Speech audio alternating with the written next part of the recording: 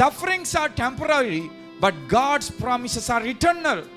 మన యొక్క జీవితంలో కష్టములే మనకు ఉండిపోతాయా, శోధనలే మనకు ఉండిపోతాయా? గడిచిన 20, 24, 25 అన్ని సంవత్సరాలు దానికి ముందు ఇప్పటి వరకు ఈ చివరి దినం ఈ సంవత్సరం వరకు నేను కష్టములే అనుభవించాను, బాధలే అనుభవించాను. ఎన్ని కష్టములను నేను మోయాలి, ఎన్ని భారములని నేను అనుభవించాలి, ఎన్ని అవమానాలను నేను సహించాలి, అసలు మార్పే నా జీవితంలో తగదా అంటే దేవుడు ఈ దినమున మనకు వాగ్దానం ఇస్తూ ఉన్నాడు.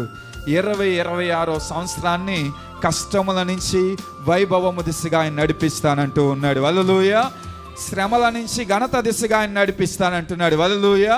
కనుక పేతురు గారు చాలా తీవ్రమైన వేదనతో ఉన్న ప్రజలతో చెప్తూ ఉన్నాడు. చాలామంది వారి ప్రాణములను కూడా కోల్పోతున్న పరిస్థితిలో, చంపబడుతున్న పరిస్థితుల్లో వారితో అంటున్నాడు, శ్రమలు తాత్కాలికమే, దేవుడు ఖచ్చితంగా మిమ్మల్ని అందరినీ గణపరచబోతూ ఉన్నాడని. హల్లెలూయా.